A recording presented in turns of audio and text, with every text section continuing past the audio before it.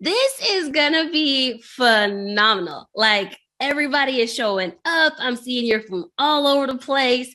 And there's like already 921 people in here. The max is 1,000. So let me actually do a couple of housekeeping rules first, and then we can jump in. So one, housekeeping rule, make sure that you all stay on mute. This is a big group of people. And like I said, we may in the future have to do webinar, but I really wanted to see your faces. I wanted to see everybody who's here. And actually, I'm gonna do gallery mode just to see you. So if everybody real quick will turn on your cameras, we're just gonna do a quick wave in just to say that you're here. You ready? So everybody get ready. 1, 2, 3, go. Look at you guys. I'm scrolling through all the pages. Oh, y'all are so cute. Oh, Renee, your baby is cute. Oh, hey, Erica. How you doing? Good to see you. Oh my gosh. Look at y'all. Y'all are beautiful. Y'all are beautiful. Y'all are the most handsome group of people I have ever seen ever in life. Oh my gosh. And LaBelle, are you in San Francisco or you just got the background? Because that's cute. Y'all are some beautiful, beautiful people. I am so excited and honored to teach you all. And I'm only on page 14 of 38. I'm just looking at y'all. But during this, so a couple ground rules, and this is, I hope y'all can see each other too, as I'm flipping through all these videos. Couple ground rules. One, I am the founder of Trade and Travel, which is an online course that teaches people how to invest for income. And it's a bigger course than this 5-day challenge. It's a full course to help you start making around 1% return on your cash on a regular basis. So over and over and over again. In that course, we have a strong culture. And I know a lot of our students are here. Our culture is positive. We are always supporting and encouraging each other. We try to stay away from negativity. We uplift each other. So that's going to be important in this challenge too. You are an extension of Trade and Travel. So everybody in here, I want you to just make sure you're always uplifting one another. We are positive people. If I see negativity or anything else like that, then we may have to remove you or take away your comments. So just know that's rule number one. We are positive. Number two, we make sure that we are not soliciting and not stealing. I know this sounds crazy, but we already have some craziness whenever you get a lot of people together. So one, in this group, let's not talk about any other methods of trading or any other methods of investing. We're going to try to all really dig down and plug into what I'm teaching in this 5-day challenge. And then later when you go into Trade and Travel, in Trade and Travel. Another thing is stealing. I know that sounds like a harsh word, but anytime that you give someone stuff away for free that's supposed to be charged, that's stealing. So make sure you're not sharing your links and sharing the information with everybody else that did not pay. Like tell them they can join the challenge all week. And then also same for the course. We had some people that were trying to get access to Trade and Travel without paying for it.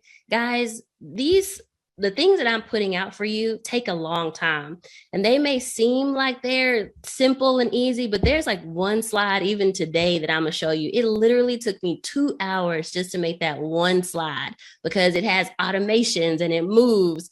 And so please respect me as your teacher, respect our community. We've all invested into this. So let's keep our investments to, our group. Okay. Other things, again, just try. As you see, we're going to start, I'm going to show you the slides, but one of the things I want you to do in this challenge is commit to yourself. Like commit to really being here, being present, to learning, but just commit to trying to show up for yourself, show up for your family, etc. All right. So those are my rules. If y'all can do those rules, we're good to go. Good. Okay. Yay. This is just so fun. I just love seeing all y'all's faces. Okay, so I'm going to share my screen now, and then we're going to get started. One thing I will say is today is the basis of like the rest of our week, but I didn't spend a lot of time talking about myself. So in the homework that I do give, I'll give you like a YouTube video where you can learn more about me. Also, the Breakfast Club interview That's a good one to learn about me. But just quick notes are, I quit my job as an assistant principal to start traveling and trading all over the world, or traveling all over the world, and I afforded it by trading. I've been trading stocks for 12 years. Part of the things I learned were in high school and college at MIT. And then now I have, like, I won't say mastered it because I learn new stuff every day, but now I consistently make really good money from trading. I've made 5 figures in a day, 6 figures in a day, and 7 figures in a day, over $1 million in one day trading stocks. So I know that it can be done. I know that it can work. I know that it can actually be an additional income for you. But it does take practice and it does take work. So I'm just excited to get you guys started. In these 5 days, the goal is to have you invest in the overall market. How do you invest in one share in the overall market? And then also, how do you sell that for profit when it's time? That's our goal this week. All right. Someone said, wow. Yeah, man, it's possible. It's really cool too. All right, I'm going to share my screen. All right, so this is us. Oh my gosh. Okay, so take your first trade challenge. These are the things that we're going to cover today. Here's the agenda. First, Black investors matter. I just wanted to talk about the fact that we have over 6,000 African Americans signed up for this challenge. And that means that we are taking steps towards bridging the wealth gap. So we'll talk a little bit about that. Then we'll go into what is our journey? Like, what is the 5 steps in order to reach this quote unquote freedom life, right? What am I going to teach you in order to help you reach investing in that share at the end of the week? Then, is it free or not? Many of you guys know that many of the brokers went to 0% commissions. So we're going to talk about, like, what does that really mean? Are we really getting to trade for free? What is the best broker to pick? We'll go into it. That's our big objective for today, actually, making sure that you know how to open an account. And then we'll wrap up, do next steps, talk about homework, and then be ready for the next day. Good? All right. So this is bigger than you. As we talked about earlier when we were zooming through all the pictures, most of the people in this room and in this challenge are people of color. And in honor of Black History Month, like, I just wanted to take a second to just say how truly, truly amazing that is. And the truth is, this is a big deal because last year, studies showed that most of the people that were investing, they actually were, like, most of the new retail investors were people of color. And more than just that, they were African American and Black people. That's, like, amazing. Also, other things we found out is that Black households were starting to read investing and financial literature more, and they were also becoming more homeowners. So that means our income is increasing and we are starting to bridge the wealth gap slowly but surely. But what we're doing today, like this week, this is huge steps towards us as a community and a people becoming more financially, it's not financially independent, but just like that gap closing. This is huge. And I have a friend, Wall Street Trapper, he always says Wall Street looks like us now, but it's true. Investing used to just look like this, and now it's starting to look like this. So I want you guys to know that this is bigger than just you. This is bigger than one person. This is a movement. And I'm so excited to have partnered with the Breakfast Club on this because this is a huge deal. So what does this mean for you? One, it means that this week, I really want you to commit to yourself. That means I want you to make a promise to yourself that you're going to participate every day, that you'll follow through, that you'll actually do the work that I give you so that you can be invested by the end of the week. And for those that are already invested, I still want you to commit, because during this time, if there's something you already know, still say, I'm going to use that 1 hour to look at my stocks that I'm already invested in more, to do my homework, to look at the research, like all those things. Still commit to this time to bettering yourself. Okay. One way that you can do that, if you're in the Zoom group, you can turn your camera on. Like, that will keep you accountable because you know other people are looking at you, look at the course. So you got to stay focused. You could block people out of your room. So make sure that everybody's out the way. And I don't mind on this challenge. If you want to put this on the big screen at your house and make sure that everybody can see it in the house, like take your kids, whoever, sit on the couch. I think that's okay. And I know that goes against what I said in the beginning, but the point is I want you to focus. So if that means putting it on the biggest screen in the house, then do that. Okay. And I want you to make a commitment. We're going to go back. Can you guys still see this slide? Commit to yourself. Yes. Perfect. So this is the commitment that I want you to make to yourself. And in a second, I'm actually have everybody come off of mute and say this out loud. But and then you're going to say your name, commit to improve myself this week. I will dedicate an hour each day to show up for myself and my family and my future legacy. Okay. Y'all go ahead and come off of mute. Let's say this together. Like we're in church, right?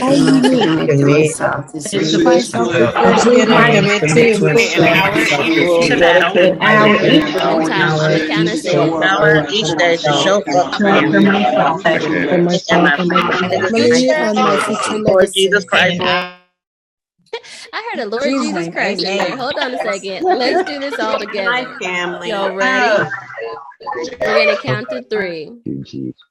1, 2, 3. I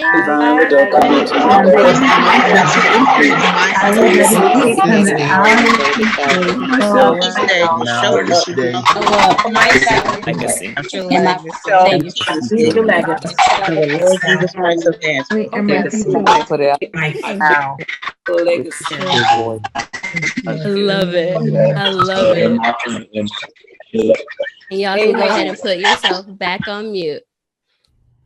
Thank you. I heard some amens. I heard some in Jesus' name. I absolutely love it. This is the best community ever. Best community ever. So now that you've made that commitment to yourself, like really do show up for yourself. This is you. This is not about us. This is about your legacy. It's bigger than you, right? All right, now let's go into, well, how am I going to help you get to this legacy? So this is what you're going to learn over the next 5 days. So if I were just to tell you to take a trade, this is how you would do it. Now, don't get scared. Believe me, I'm going to walk you through, hold your hand. But this is the steps for if you were to take a trade. The first thing is you have to open your brokerage account. But this is different than just opening a brokerage account. I mean, like you'd have to go into your phone or your desktop, open it up, enter your brokerage account. Okay. Then you would have to enter the ticker symbol of the company that you want to trade. So that'd be the next step. Then you'd have to open the trading screen.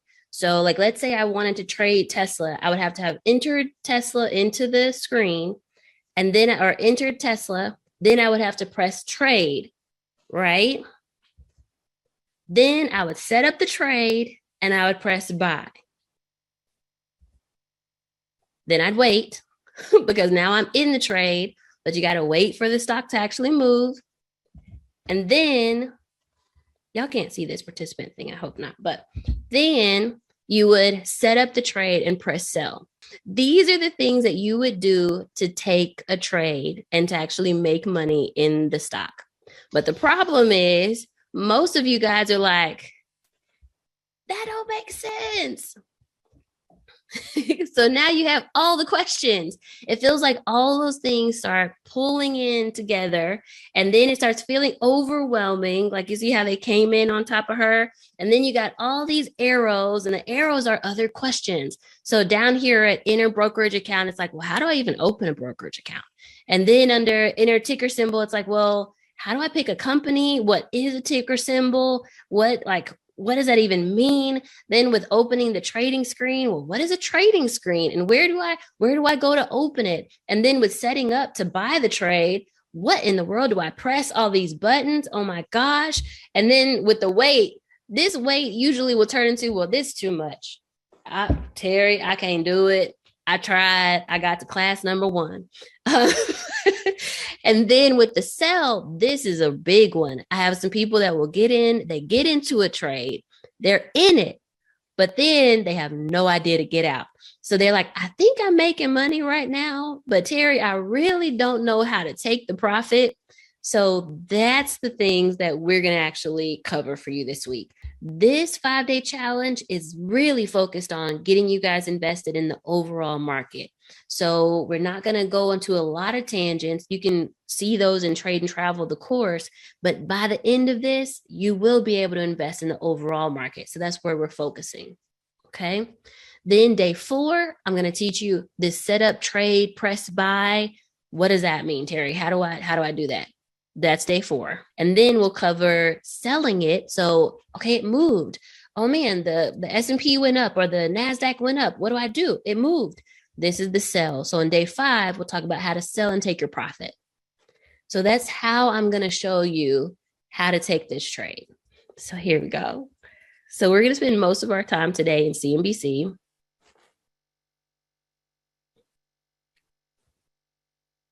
And first part we're going to start with is just the intro.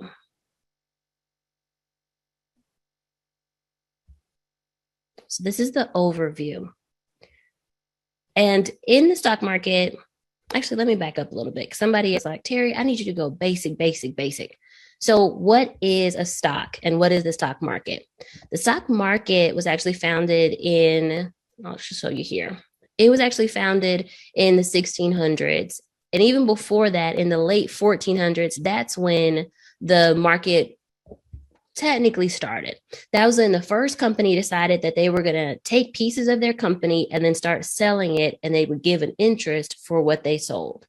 That is what the stock, that's what a stock is. A stock is when a company starts growing and they decide that we need more money to actually grow. So we're going to break our company up into pieces, and then we will sell those pieces to different people. And then they can use that money that they get to continue building and growing. That's the reason why companies come onto the stock market. That's the reason why they start selling pieces of themselves, because they want to have more money so they can continue to grow. That's literally it. Now the question is, though, why do they call it the stock market? And that's because the market really is a market. Like has anybody been overseas? Has anybody been to Africa or Thailand or even here? There's lots of flea markets. Really, it's a negotiation between buyers and sellers. So you go in, and I always think about when I'm in Africa and we're buying cloth. First of all, I'm Nigerian. You're not supposed to pay full price for nothing. And the people there know it, but they're going to ask for a super high price. And then the buyer is going to ask for a super low price, and we're going to negotiate. And it's literally, oh, you want me to buy, you want me to buy this for how much? How much is this? Oh, you said it's $10. Can I have it for $7? And then the person's going to be like, no, actually, this one is the best. It's the best one that's here. It's actually supposed to be 15, but I'm giving it to you for today for 10. And then you're like, no, what about 8? So there's this negotiation between the buyer and the seller. It's a market.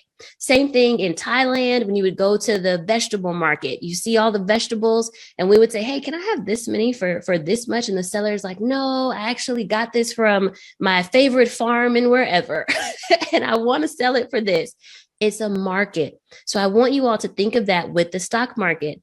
These people used to get together. Now that they have these companies that have given them pieces of their company, they would start getting together and they would start trading these pieces of the company. Okay, you want this piece? How about you sell me this? I'll give you this much of, and I'll go ahead and use real companies today. I'll give you this much of Apple for this much money, for $10. Okay, cool. And then this other guy, he got a little bit of Microsoft. Oh, I have some Microsoft. Oh man, I really want to be in Microsoft. I'll give you $10 for that. So they used to meet together physically in person, and they would trade pieces of these companies. And that was the foundation of the stock market. Okay, so if you look here, so you see here, they started meeting together, Amsterdam, then they came here. There was a small group of people who would meet here under the Buttonwood Tree Agreement. And I'm not going to go through everything, but then they started having a stock exchange in Philadelphia, but really they were meeting in person and they were exchanging these stocks. That's how the stock market started. Then comes along later down here in, where's the NASDAQ? Down here in 1971, this is when the NASDAQ said, you know what, actually, I think we can do this electronically. So they start building everything online. So now it's no longer that you just need to be in person and do these, trading of papers. Like now you actually could do it online. And so now the stock market gets bigger and bigger. But literally the foundation of this is it's literally a market. And let me stop sharing for a second. The big thing about the fact that this is a market is that the prices are not set.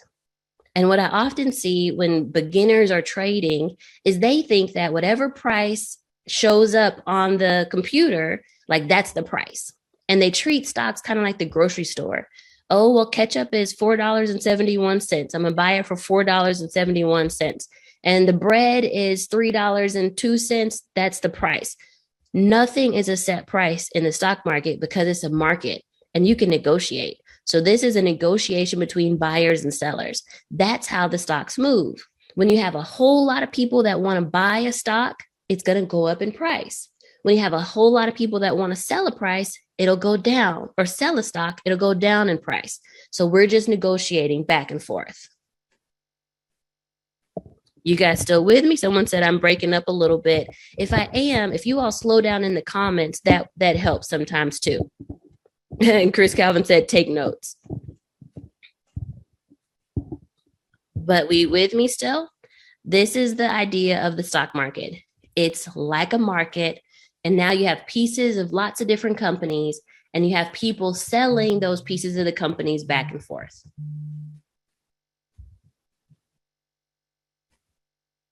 Got it? Good. I'm seeing lots of yeses, lots of clear. And this is recorded. So if anybody feels like, oh man, like I'm it's going too fast or I'm not getting it, this is being recorded. So now that we have a good understanding of what the market is, now we go a little further.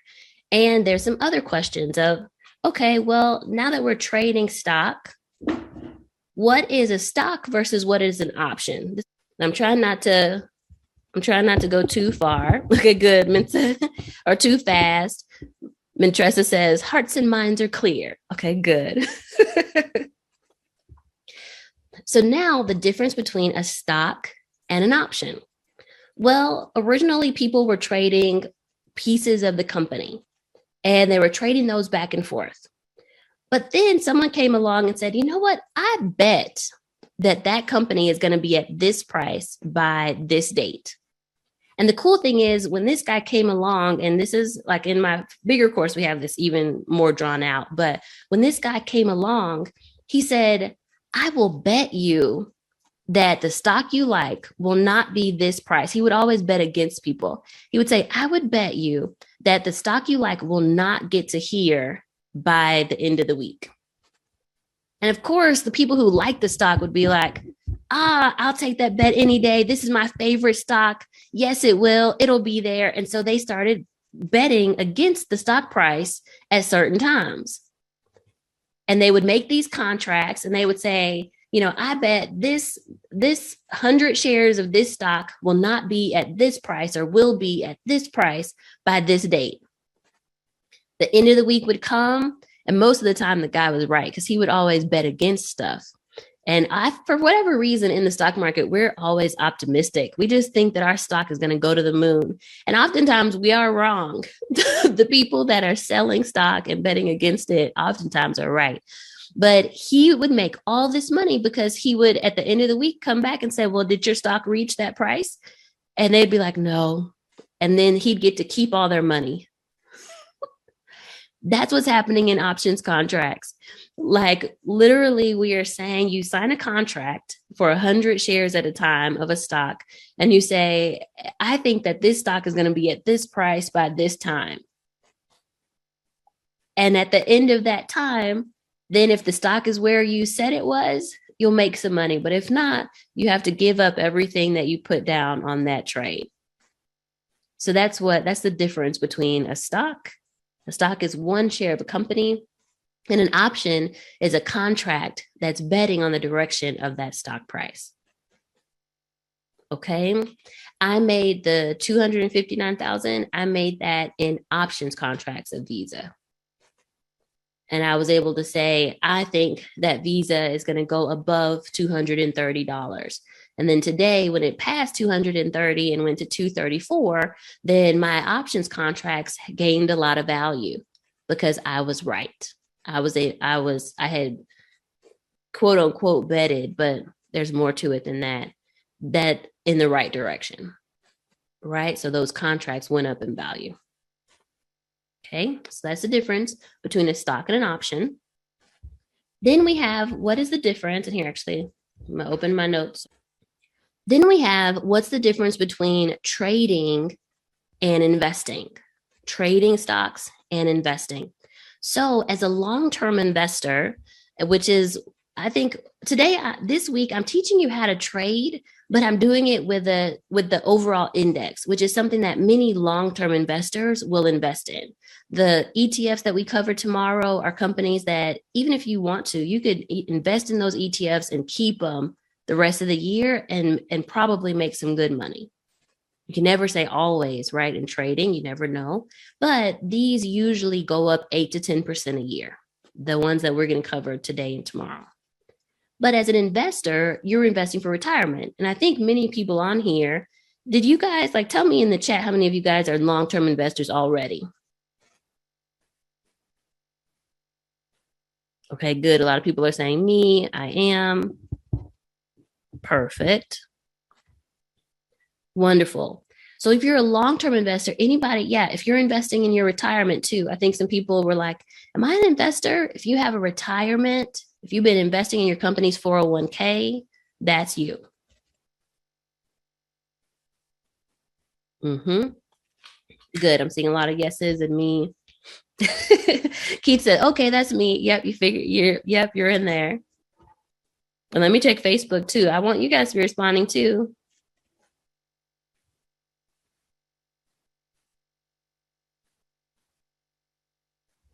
Good. Okay. I just saw Felicia came through. Yes. Long-term investor. Nicole, Tiara. Good. I'm seeing some long-term investors as well. Perfect. So if you're a long-term investor, you're investing more so for retirement. You'll probably be holding this company for a long time. If you're a trader, you're still investing in healthy companies, but you're just trading in and out of them for income. So for example, today, I told you guys, I love Visa. I think it's a great company. I've been trading in and out of it for years. It's been on my watch list for probably the last 10 years. But every time it goes up, I sell and take some profit like today. And then when it comes back down, I'll get into it again. And then when it goes up, I'll sell and take some profit. Like I told you guys earlier, though, I can also make money as it falls. But the point of this is, as it's going up and down in price, I'm taking profit and I can use that profit to do something else. So the $259,000, I can take that out and I could buy a house. I could definitely buy a car, or I could just save it, or I could give it away to ministry. But because I sold it, I'm able to actually do something with it. So a trader is just trading more often for income. A short-term trade is anything less than a year. So even if I had waited on Visa and kept it for 3 months, I'd still be an active investor. If I had kept it for 11 months, almost a year, still an active investor. Okay. So anything less than a year is considered short-term trading. I personally love active investing, but it's just like in real estate. Everybody's different. Some people are going to want to buy and hold a house. Other people are flippers. They get the house, fix it up, and then sell it for a profit. It's really up to you and your risk tolerance and your desires, whether you'll be a short-term or long-term investor. And you also can be both. That is another misconception that you have to choose, like it's an either or, but that's not true. You can have some of your portfolio actively trading and another part of it long-term trading. You can do both. Okay. Other things. What is day trading versus swing trading? On this one, I'm actually going to show you. Oh, good. I'm glad. Brittany says, this is good info. The basics help so much. You're welcome. So on this one, actually, I'm going to show you my screen, and we're going to go back into CNBC for day trading versus swing trading. And I know we had come here and then I went on a tangent. Let me answer a few more questions, then we'll come back to the major indexes. But on here, if you're in CNBC and you go to Visa,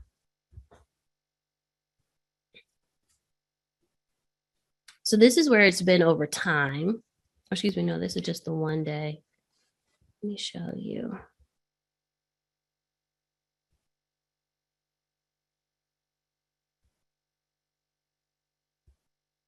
So I use candlestick charts. We're going to make this big.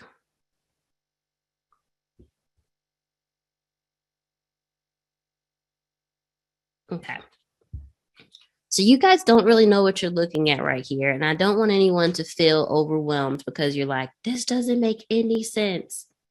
Believe me, I'm about to walk you through exactly what I'm talking about. So just follow along with me, okay? So I'm going to actually, let me zoom this in a little bit. So when you look at a stock chart, these candles represent where the stock price went each day. Each one of these candles right now is a daily candle. So it's showing you what the stock price did over one day. Okay? So if you scroll over it, or as you scroll over it, it'll tell you the day. Here, you see how I've scrolled over this candle and it says day/time 1/24. So this is January 24th. You guys see that? And as I scroll over the next candle, it says 1/25. So this is the next day. Then this is the next day, 1/26. And then it jumps up here, 1/27. Okay. A day trade would be if I traded the stock. Let me just come over a candle. Let's look at this red one. I'll make it a little bigger. Do you guys see this red candle right here? This is 1/20. So this was January 20th. The top of this candle tells you where it started the day. So it actually started, I'm trying to hover over it so you can see the line come up. But it started at the top here. And when you look at that box where it says open, that means that's the price where the stock was when the market opened. So it opened at $215.46. Then the bottom of the candle, and the reason why this, like I know this is because the color, but the bottom of this candle is where the stock closed. So when you see here in the box where it says close, it says $205.93. That means at the end of that day, the stock price had gone down to $205.93. So you guys see that? I'm going to repeat that one more time. So once again, we're looking at Visa's stock chart. Each one of these candles is the price movement over one day. In this particular candle from January 20th, Visa opened at $215 and then it closed that day and went down to $205. So it basically lost $10 that day. You guys seeing that? If I had done a day trade, that means on this same day, January 20th, I would have got into the stock at one price and sold it at another price all during this day. So maybe I would have lost some money, right? Because the stock is going down, but maybe I had gotten into Visa at 215. Let's say in the beginning of the day, I got in at $215. It started losing on me. And I was like, no, I don't want to lose. So I got out of it when it got to $210 because I bought the stock and sold the stock in that same day. That's considered a day trade. Okay. So a day trade is you buy the stock and you sell the stock in the same day. Now let's come over here to this green candle. I'm going to do the same thing, but it's going to be the other direction. So in this green candle, the stock actually opened down here. And you can see it inside that box. It opened at $220 when the market opened. And in terms of when the market opens and closes, the stock market opens at 8:30 a.m. Central Time and closes at 3 p.m. Central Time. So that means Eastern, 9:30 Eastern, and closes at 4 p.m. Eastern. So those are market hours. For the stock market, we only trade during the week. It's only open Monday through Friday. For other markets, like other asset classes, like crypto or futures or Forex, they also have openings on the weekend. But for stocks, we only trade Monday through Friday. Just FYI. So when I say that it opened at 2:20, that means at 8:30 a.m. when the stock market opened Central Time, it opened here at $220. And by 3 p.m. Central or 4 p.m. Eastern, it closed up $8 at $228. Okay, that's what this candle right here is saying. If I had done a day trade, maybe I had gotten into the stock at 220 down here in the morning. And then by the end of the day, I sold it when I saw it had gone up $8 at $228. If I bought it in this day and sold it in this day, that's a day trade. You guys getting it? And then let me see if they have average true range. So in the studies, there's one study called average true range right here. The average true range will tell you how much a stock usually moves. And they usually do an average over about 2 weeks worth of time. And it depends what the duration of your candles are. So our candles are daily candles. So this average true range is going to tell us how much does this stock move in a day. So when you come down here, you see how it adds ATR at the bottom of the box now. We see an ATR 14 and it says 7. That means that Visa on a normal day usually moves about $7 a day. That's good money, right? If your goal was to make $100 a day, then you could get about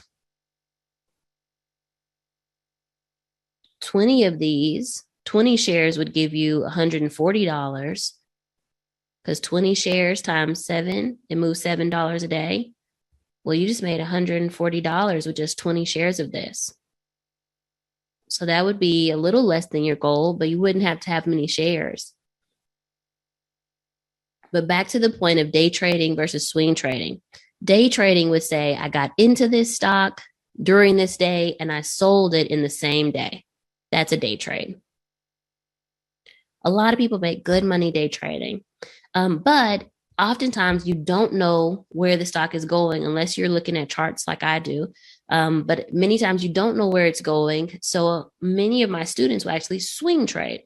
Now, what is swing trade? Swing trade is when you hold the stock for more than one day.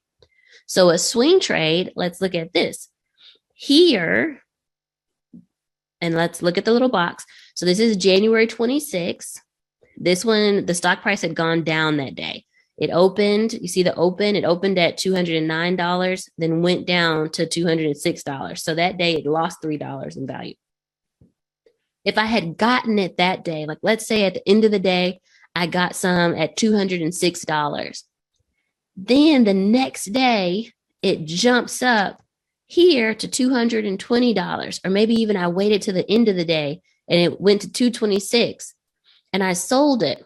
Well, I bought it on the 26th and I sold it on the 27th. So I kept it more than one day. That's a swing trade. Is this clear? I feel like I'm going slow, but at the same time, I know we have a lot of learners here. So hopefully this makes more sense. If you buy a stock one day and then sell it the next day or even the next week or up to a little less than a year, that's considered a swing trade. If you bought it and held it a year, well, that would be considered a long-term trade. Because anything more than a year is considered long-term. But if you're an active investor, day trading, you buy it and sell it in the same day. Swing trading, you buy it one day, you sell it another day. All right. Let me look real quick to see if you guys have any questions on that. Yes. So Candace says, are the charts free on CNBC? Yes. You can download it on your cell phone app. And then it gives you so much good stuff. It gives you news about different companies. It tells you news about the overall market, all this great stuff. So yes. For me, Ebby says, how long do I watch the charts each day? I wake up in the morning, so I watch them a little like an hour before the market opens. I try to see what happened overnight. That's called, well, I was going to say futures is when you what's happening overnight, but I don't want too many people to get confused. But and Globex trading, that we do cover that in VIP. But I look what happened overnight, so about an hour before the market opens, and then during the day, I like to check out at lunchtime, and then check at the end of the day.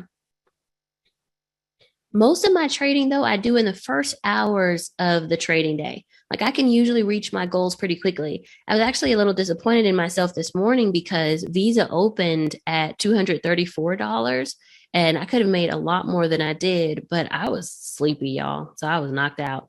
And I should have put like a limit order in so the computer could do it itself, but I didn't, which is okay. So it hit my seller's level where I would want to sell the stock. And it came down a little bit by the time I sold. But yeah, most of the time I do my trading in the beginning. Okay. Yeah, Amanda was like, cool, because I was spending hours. The honest truth is once you learn how to do charting, it shouldn't take you as long to trade because you've already done the homework. At night, you're looking at the chart, looking at your news, you've set everything up so that by the next day, you're really just seeing where the stock is going. So you don't have to take a long time to see, is it hitting where I thought it would hit or not? Okay. So let's keep going. So we did day versus swing trading. You guys said that you understand that now. And now earnings. This is huge. So, y'all, goodness, this is another one I have to say, y'all, I'm sad today. I mean, I have to admit it. I'm a little sad. So overnight, Google just had their earnings and they jumped like $200 per share. 200, y'all. So let me share my screen. Oh, goodness. Goodness. I usually tell students don't trade earnings. But this one, this hurt my heart a little bit. I had to admit, this hurt my heart a little bit because this was beautiful. Like, girl. And guys, I know y'all are on here too. But what is earnings? So every quarter, so every 3 months, companies announce how they're doing. Oh man, isn't this pretty? So they tell you, and here, let's go to the article. Oh, geez. But they tell you how they're doing. They tell you, and I actually am a member of this club, but you all don't have to have pro. So let me show you an article that you all can see too.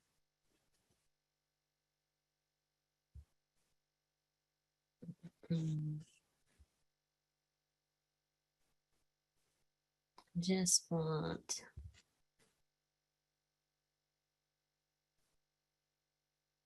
Okay, here we go. Earnings. Oh, goodness. Oh, goodness. So, and this is, let me see, this article isn't sharing everything, but let me just explain. I wanted to show it to you also in an article, but I'll just explain. During earnings, they tell you two big things. One, they tell you what is our revenue, like how much have we made? And analysts will actually have a number in their own head before the earnings are reported. And they'll say, we estimate that Google has made this much money over the last quarter. And then Google will come out and say, they'll say like, eggs on you, we made so much more money than you thought we did, and they'll just blow out expectations, right? So first thing that they tell you is their revenue. How much did they make? But then they tell you their actual earnings or profit, and that means they subtract out their expenses. And the expenses sometimes could be more than you think, because maybe for whatever reason, maybe supply chain shortage, or they had to hire new people, or they have to pay more to staff, the earnings, the expenses are a lot higher. Or they could say, you know what, we're good. We actually had less expenses than we thought. We thought we were going to do all this research, but we didn't. We thought we were going to buy this company, but we didn't. So the expenses may not be that high.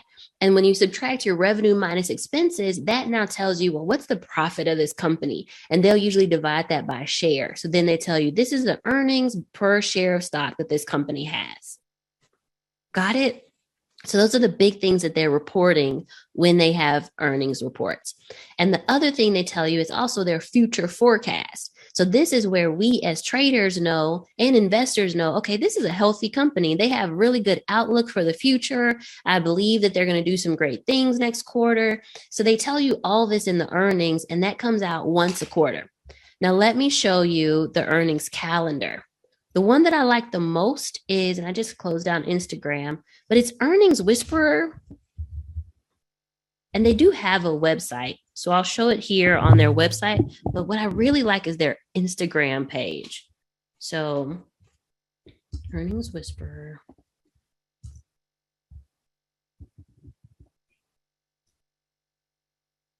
See, this isn't as cute. It tells you all the things that are supposed to come out on certain days. So like PayPal came out today, AMD came out today, Google came out today, Starbucks came out today. So all these different companies reported how they're doing. This gives us as investors an idea of what we want to do the rest of the quarter. Do we want to invest in this company? Do we want to move our money around, etc.? I'm still thinking about Google. Man, y'all, I could have came on here tomorrow and be like, you know what? I just made $2 million. We're good. Spot. No. See, that's why I didn't make it. But anyway, let's go to Instagram and look at Earnings Whisper on Instagram, because I like their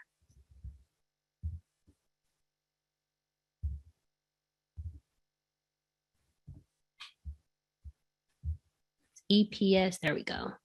They don't spell it all the way out. So you see here where it says EPS. I'm still sharing my screen. Yep. EPS Whispers. That's how they spell it. So put that in your notes. EPS Whisper, and put the S, Whispers, for Earnings Whisper. This is their Instagram. The reason why I like it is, you see how they do these graphics? These graphics are really cool. And like, let's press first this graphic here. These are all the companies that are set to report earnings this week. So here on Tuesday, you see AMD reported, and they actually beat earnings. I saw that. PayPal reported, their stock was going down. So here's the thing. I usually tell people, don't invest on earnings, because you don't know what they're going to say.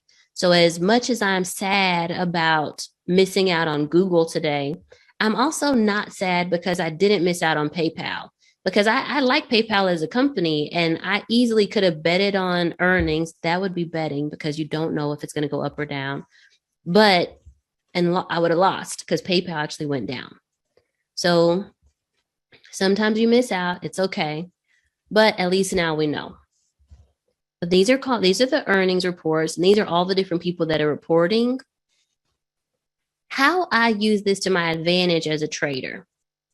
I like to wait the day after earnings reports and see what happens to the stock price. Sometimes the company will say, we did outstanding, and the stock will still fall. Sometimes they'll say, we did horrible, and the stock will go up. And so I like to wait and see what happens to the stock after earnings. And if it's a good company, but their stock price came down, then those are some stocks that I'm looking to invest in. One of those is Netflix. Netflix is slowing down as a company. Their subscribers, like one of the reasons why they fell last week after earnings was that their subscriber estimates are super low. But their actual earnings, like their revenue and profit, were decent. So it might be a company that even after it reports and came down over $100 that day after earnings. That might be a good entry point because it's a healthy company, but just had a little beat up last quarter. I will say though, clearly lower subscribers means that it's slowing down. So maybe it's not the best company, but like those are the type of things that we look for when a company reports earnings. Put a 2 in the chat if this is making sense. You see how to find company earnings, go to Instagram because you see the cute graphics. And then for earnings, like you see what they tell you, how the company's doing, where they're growing. And then the way that we use them as traders and investors, a company that has a really good earnings report and is healthy, doing well, but their stock prices come down, those are the ones as traders that we're looking for. You're going to see more earnings the rest of the week. You see here, Amazon reports earnings on Thursday. I actually like Waste Management. I've never invested in them and they're not on my watch list, but it's a good company. And this is a good place to even start looking for companies. This week, as I told you, we're going to be investing in the overall market, the Dow, S&P, and the NASDAQ. But if you do want to start looking at individual companies, this would be a good place to start. Look at who are the top people that we're watching for earnings. And then when earnings come out, you can decide if you want to invest in their company. Meta, y'all, is Facebook. Facebook changed their name to Meta. So they report tomorrow on Wednesday. Can I give you guys a couple more tips and tricks about earnings and companies? Like, tell me you're ready. Like, I'm here for it. If you want a couple more tips and tricks about trading around earnings. I'm gonna wait and look at your chat. Okay, cool. People are like, yes, we want some more tips and tricks. Because I know you guys are beginners, but I think there's some things like just because I'm here and this is earnings season that I think would be helpful. Someone's like, yes, Terry, we want all the tea. I'm just watching. Yes, Lisa's like, for educational purposes only. Okay. I'm looking at y'all's comments. Someone's like, take us to the king, Terry. Oh, goodness. I love that song. Okay. So couple tips. These are for once you start trading. So if you're a newbie and this feels like it's a little over your head, that's okay. But you want someone like me while you have me here in person and live, and I'm like in the thick of this to give you the tips. One thing, I am really sad because I was not in the Google trade. However, the way that I play earnings is when I know that something is going to report, I don't trade that company. I trade its competitors or companies that trade with it. Let me repeat. If a company is reporting earnings, that's too risky. I don't know what their company is going to do. But what I'll do instead is I'll trade something else that I know responds when that company responds. What does this mean? I was not in Google, but I did put more money into Amazon. All this is educational purposes only. But I'm just saying, I put more money into Amazon. I put more money into Netflix because I know that Google trades with this thing called FANG: Facebook, Amazon, Netflix, Google. And sometimes they add different A's. They'll also put Apple in there, but those stocks trade together. So although I didn't invest in, actually I did. I did a little bit in Google, but not a lot, which that's what makes me really sad. But anyway, although I didn't really invest in Google and won't take advantage of that pop, I will still be able to take advantage of it because all those other companies connected to it will rise. So my portfolio will still rise based on Google and their great report today. Does that make sense? So you look here and you see that Meta is reporting, Amazon is reporting, and Google reported today. So although I didn't invest in Google today, I invested in some of the other companies that will be impacted. Okay. Yeah. Someone says now we have a Mang because Meta changed their name. Facebook changed to Meta. This is also another tip. So that's one tip. When there's earnings and you don't want to trade in that company, but you do still feel pretty like, I think this is going to actually do really well. Excuse me, trade in their competitors. Let me drink some water real quick. I'm actually just getting my voice back from last week, but trade their competitors. Okay, so that's one. The other thing is in your watch list. So let me come here to CNBC. CNBC has a watch list.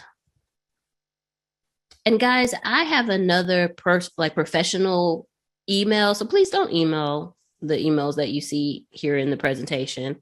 I got some emails from people and I'm like, that's not my work account. But here are some watch lists that I have. Another advice is organize your watch list by things that trade together. So what that would look like, and someone's probably going to ask, Terry, what is a watch list? A watch list is when you're looking at companies and you decide that you want to follow them and follow what their stock price is doing. You can actually create a watch list in CNBC and then add all the companies you like to it. So now that you all have CNBC on your cell phone, register, like put in your email, sign into an account, it's free.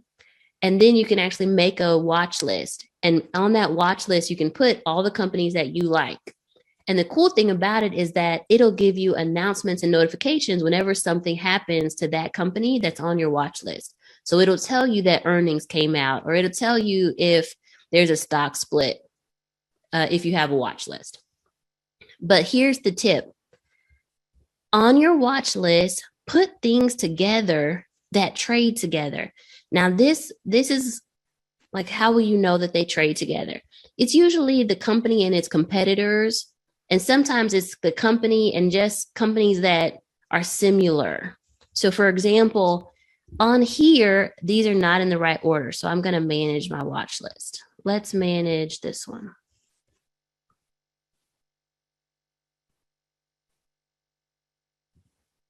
Done.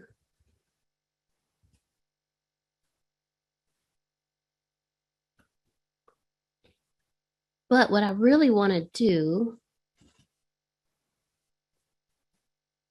move that out the way.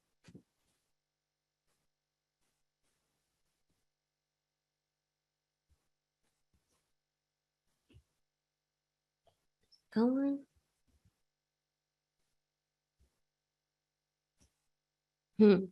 It's not doing it here, but I know it's a lot easier on your cell phone. But what I really want to do is move companies together that trade together. So for example, Adobe and Salesforce often trade similarly. So you see here where Salesforce is way down here. I would rather on my watch list put those together. I'd rather have Salesforce CRM right next to Adobe. Okay. Others that trade alike. AMD is a semiconductor company, and NVIDIA is a semiconductor company. Semiconductors are like the chips that go in your computer and your cell phone. So it's better on this watch list if these were next to each other.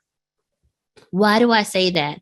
Because sometimes you'll notice that something's happening to one of the companies and it'll actually impact the other one. But maybe there's a lag time. So maybe it'll be like Nvidia just got this news and they start rising by $10, but AMD hasn't moved yet. If they're next to each other, you'll start seeing those trends and you'll be able to take advantage of it. So that's another thing that's important, how you organize your watch list. And the reason why earnings made me think about that is on my watch list, Google, Amazon, Apple, Netflix, and Facebook are usually next to each other. And so I would see that Google had this big jump today, and it's not showing up here just yet, but I would see that, oh, Google had a big jump, and I would know, okay, maybe I should invest in these ones next to it. So that's like a super simple stock tip, but it makes a big difference. Like you're able to see trends in sectors when you put companies together on your watch list that are similar or that trade similar. And someone's going to say, well, how do you know? Some of this, guys, comes from experience. But one thing I will say is on the CNBC app, when you go into a company, it'll show you the competitors, the companies that are similar to it. So right now I'm inside of Amazon.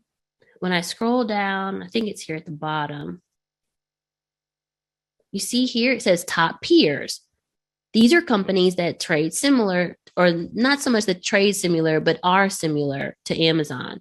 So Walmart, Costco, Baba, that's Alibaba, y'all. Target. So maybe in my watch list, if you had one of these, you'd put the other one next to it. So if you were trading Target, you could put Walmart near it on your watch list. Okay.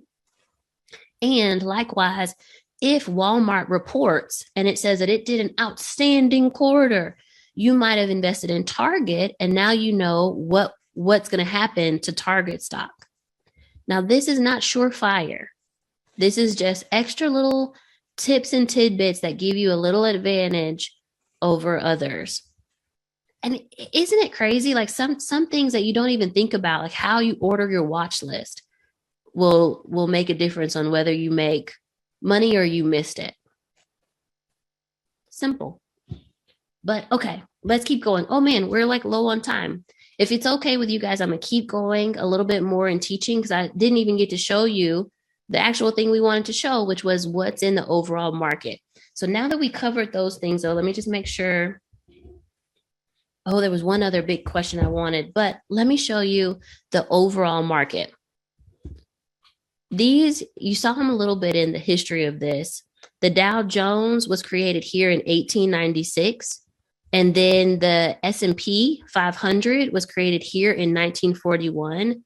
When they were first created, they didn't have the same number of stocks as they do now. So here in 1896, the Dow only had 12 companies, but now the Dow has 30 companies. And they are companies that are across different sectors in the market, but they're kind of the bellwether companies of our United States economy. And as a unit, America usually identifies how the stock market is doing by how that index of companies is doing. Okay, it's 30 companies. Let me stop sharing for a second. So the Dow Jones is 30 companies. And the stock market usually pegs how it's doing based on how those 30 companies are doing. It's called an index. All right. And then what companies are in the Dow? Let me share. Okay.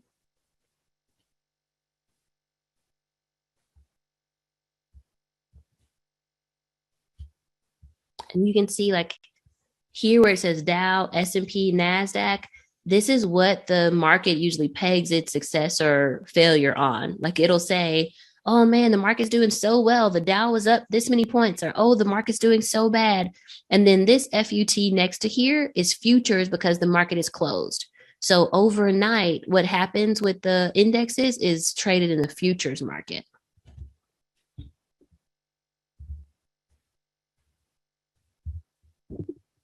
Here we go. So these are the 30 companies that are followed in the Dow. And I'll just let you guys look at them.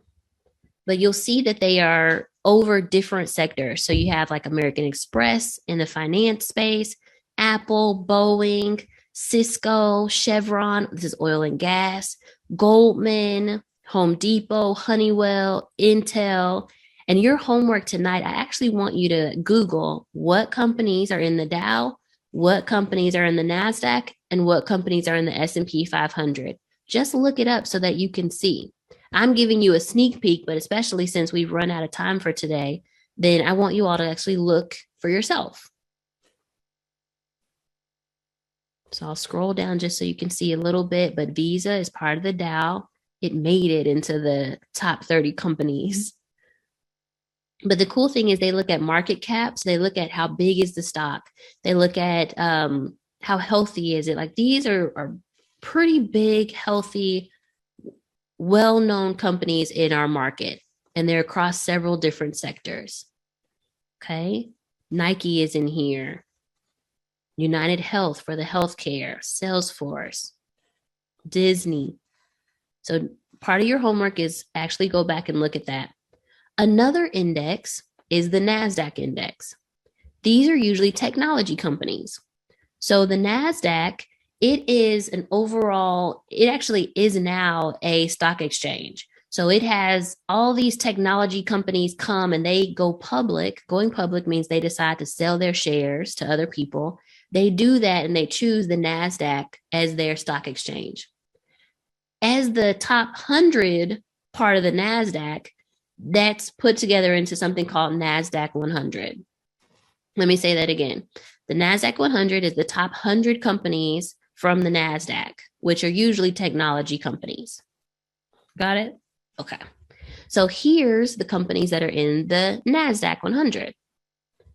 You got AMD, the one that reported today, but also Airbnb decided to come out on the NASDAQ. That makes sense, right? They're more of a technology company. Even though they do housing, a lot of the things that they do are on a website. You book and do all the transactions on the internet. So they decided to come out on the NASDAQ. A company can also decide to come out on the NYSE, so the New York Stock Exchange. But most of these technology companies usually decide to come out on the NASDAQ. Amazon is here. Apple is here. Applied Materials. So all of these companies are ones that are featured on the NASDAQ. DocuSign.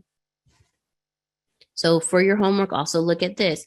If you make it easy, I don't know why I'm stuttering, but to make it easy, CNBC.com/NASDAQ-100 will actually bring that up for you. Do you guys see that? So CNBC.com, I'm looking at the top of the screen, /NASDAQ-100.